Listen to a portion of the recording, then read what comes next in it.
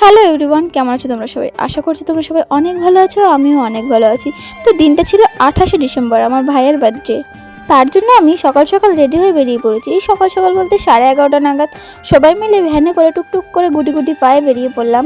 ওমা, বাড়ি গিয়ে দেখি কি এত বড় বড় হাঁড়ি কড়াই বের করেছে। আমি ভেবেছি হয়তো এতেই করবে, পরে বলে না না, এতে হবে না, এগুলো জল ভরার জন্য। আর এখানে আমার ফোনের ব্রাইটনেসটা এতই কমানো ছিল যেখানে আমি নিজের মুখটা নিজে দেখতে পাচ্ছিলাম না। তারপরে একটু আবার বাড়িয়ে নিয়ে দেখছি হ্যাঁ, নিজের বদন দেখা যাচ্ছে। তো এই গেঞ্জি টেনেছিলাম আমি আমার ভাইয়ের জন্য। এই দেখো, এখানে আমাদের বার্থডে বয় পোজ নিচ্ছে বসে বসে। মা তারপরে ছাদে যেতে যেতেই আমাদের কাজে বসিয়ে দিল আমার মা কাকি মিলে। আর এখানে আমার বেচারা ভাইটাকে দেখেছো, কষাই বানিয়ে দিয়েছে। এটা কি ঠিক? তারপরে আমি চলে আসলাম ড্রেস চেঞ্জ করতে নিচে, কারণ ওই ড্রেস পরে যদি আমি কাজ করতে বসি তো আমার ড্রেসের 12টা বেজে যাবে। তাই আমি ড্রেসটা চেঞ্জ করে গেলাম উপরে, গিয়ে আবার দলাই মলাই শুরু করে দিয়েছিলাম। আর তোমরা যে এখানে দেখছো মাংসটা তৈরি, এটা কিন্তু একা একা হয়ে যায়নি গাইজ, এটা আমাকেও করতে হয়েছে সঙ্গে। আর এখানে আমাদের রাইসের চাল ভিজাতে দেওয়া আছে। তারপরে আমি একটু পাড়া টলাতে বেরিয়ে পড়েছিলাম আমার মায়ের সাইকেলটা নিয়ে। টুকু করে পাড়াটা টলিয়ে এসে দেখছি কি আমাদের রাইস হয়ে গেছে প্রায়। তারপরে এখানে আমাকে একটু বললো বিনসটা একটু নাড়াচাড়া করতে, কারণ কাকি নিচে গেছে। আমি এখানে বিনসটা একটু নাড়াচাড়া করছিলাম। উমা, দেখি কত জল বেরিয়েছে। আর এ দেখেছো 2 গামলা চিকেন তৈরি হয়ে রেডি হয়ে বসে রয়েছে আমাদের পেটে যাবে বলে। আর এখানে আমার মাম্মা বসে বসে তেজপাতা গুনছিল। তাকে একটু কিছু বলাতে সে লজ্জা পেয়ে প্রচুর লতি হয়ে গেছে গাইস। তারপর আমার ঠাম্মাকে গিয়ে বললাম আমি কি একটা বলেছিলাম আমার মনে নাই। আমাকে একটা মুখ ঝামটি দিল। আর এই যে উনানগুলো দেখতে পাচ্ছ না, এর একটা কিন্তু আমাদের বাড়ি আসবে, কারণ আমার মা খুব সুন্দর উনান বানায়।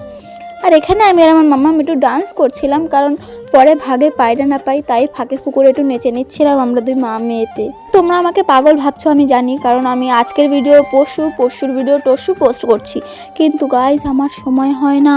তো এখানে আমার বাবা আর কাকা মিলে মাদু টানাচ্ছিল, কারণ ঠান্ডার দিন তাই। তো আমি এখানে গুটি গুটি পায়ে আবার নিচে চলে আসলাম একটু মাঠের দিকে যাব বলে। তো মাঠে এসে দেখি কি সন্ধে হয়ে গেছে, আগে বুঝতে পারিনি। যাই হোক, অনেকদিন পর যখন বাবার বাড়ি এসেছি তো একটু মাঠে ঘোরাতে বানতে হয় না। আমি একটু মাঠ পাড়ি দিয়ে আবার বাড়ি গিয়ে দেখছি কি আমাদের ডিজে চালানো হয়ে গেছে। এই যে আমাদের রিমি বুড়ি মুখ ঢাকা দিয়ে বসে আছে। আর আমার মাম্মাকে একটু আদর করতে গিয়ে একটা চর মেরে দিয়েছি। তো দেখো ওর মুখের এক্সপ্রেশনটা কি। উমা, দেখি কি রাধুনি চেঞ্জ হয়ে আমার বাবা রাধুনি হয়ে গেছে। আর এখানে আমি একটু পাগলা ডান্স করে নিচ্ছিলাম। মাথায় আমার মাঝে সাঝে ক্যারা চাপে, তাই আমি একটু মাঝে সাঝে পাগলা ডান্স করে নিই আর কি। আমি আমার মেয়ের ফাঁদে পড়ে এখানে নড়তে পারছি না। আমি জানি না ওকে এই ডান্স কে শিখিয়েছে। তারপরে আমি নিচে চলে আসলাম ড্রেস চেঞ্জ করতে। তো সুমিরানিরা তো ড্রেস চেঞ্জ করার লুক দেখে মানে গেট রেডি উইথ মি দেখতে দেখতে আমিও একটু ট্রাই করলাম। জানি না হয়েছে কিনা, তোমরা একটু ম্যানেজ করে নিও প্লিজ। তো মাম্মাম তো রেডি হয়ে গেছে, তো মাম্মামের মেয়েকে তো রেডি করাতে হবে তাই না? তার জন্য বেরিয়ে পড়লাম মাম্মামের ড্রেস খুলতে, কারণ আমি এসে যে ব্যাগপত্র কোথায় রেখেছি কিছু খুঁজে পাচ্ছিলাম না। এঘর আর ওঘর করে বেড়াচ্ছিলাম। তো পেয়ে গেছি এবার আমি আমার মাম্মামের ড্রেস। সেটা নিয়ে উপরে গিয়ে দেখি আমার বাবা আর ভাই মিলে রাইসের সঙ্গে সব মিশাচ্ছে। আর এখানে আমার মাম্মাম রেডি হয়ে ডান্স করছে। তো এবার কেক কাটিংয়ের পালা। তো কেক কাটতে গিয়ে একটা ফানির জিনিস ঘটে গেছিলো, সেটা তোমরা ভিডিওটা দেখতে থাকো, অবশ্যই দেখতে পাবে। তো কেকটা দেখে তোমাদের কার কার খেতে ইচ্ছে করছে অবশ্যই কমেন্ট করে জানিও কিন্তু। তারপরে আমি দাওটা নিয়ে আর একটা চাকু দিয়ে দিলাম কেকটা কাটার জন্য। এটা দোকান থেকেই দিয়েছিল চাকুটা, আমি পকেটে রেখে দিয়েছিলাম শয়তানি করে। তো এখানে আমাদের কেক কাটার বদলে হয়েছিল স্নো স্প্রে মাখামাখি। তারপরে আমি কেকটা নিয়ে পালিয়ে গেছিলাম, কারণ এখানে থাকলে কেকটা গায়ে মাখামাখি হবে, খাওয়া আর হবে না। তারপরে আমরা একটু পাগলা ডান্স করে নিলাম সবাই মিলে।